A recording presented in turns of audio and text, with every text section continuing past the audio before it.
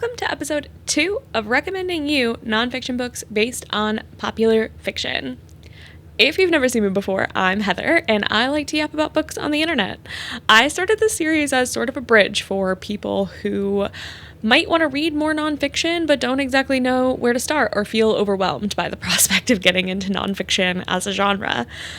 When I started getting into nonfiction, I found it really helpful to pick books based off of themes inside of fiction books that I read. That really inspires me personally. I love to kind of put the puzzle together of how maybe the author was thinking, or how we can find related information, or how much of a book might be true and how much of it is based on just complete imagination. This week, we are talking about The Parable of the Sower and The Parable of the Talents. I just finished this series this week. These were my first 2 reads of 2026, which, what a choice I made with that.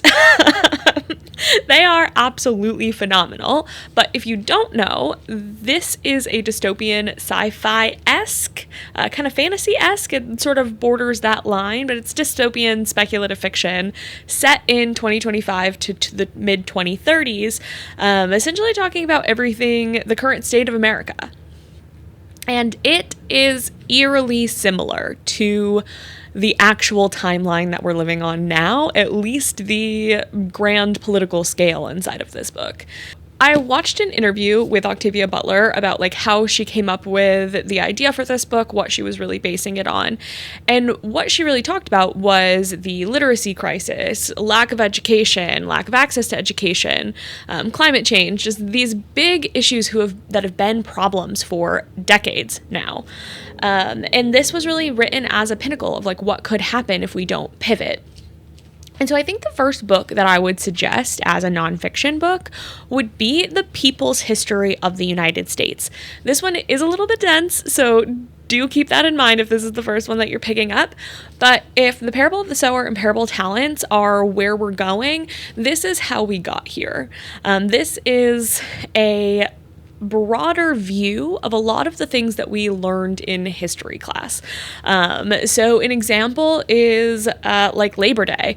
One of the things I did not know is that Labor Day was started off of the back of one of the biggest strikes in the United States, called the Pullman strikes. And the pinnacle of that was the National Guard being sent and 17 people dying.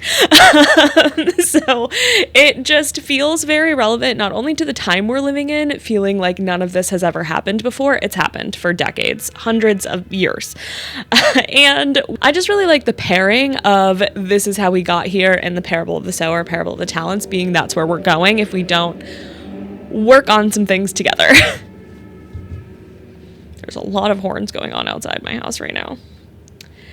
The second book I do not have a physical copy of because I listened to it on audio, but that is The Evangelicals, The Struggle to Shape America.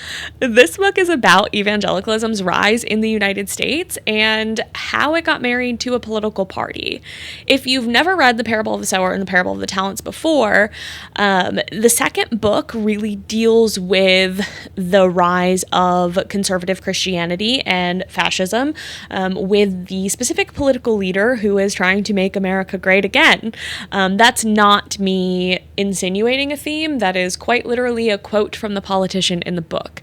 So I think that a look into how we got here with the marrying of evangelicalism and the Republican Party is a super interesting thing to dig into as a result of reading these books. And while there's a lot of books that I could have recommended, the reason that I picked these 2 is because I think that one of the biggest themes in those 2 books, and having listened to Octavia Butler's interviews talking about those books, is she was very aware of political events and very aware of history, very similar to Margaret Atwood and The Handmaid's Tale. So understanding how we got here as a country, learning a little bit more, widening that lens of those 2 topics, I think, go hand in hand with these books. I know that having those as a foundation definitely enhanced my reading experience of these books, and I think they will for you too. So I'd love to know if you've read The Parable of the Sower, if you've read The Parable of the Talents, or if you've read either of these nonfiction books that I've recommended, or if there are other books that you would recommend to read based on Parable of the Sower and Parable of the Talents. Let me know in a comment, and I will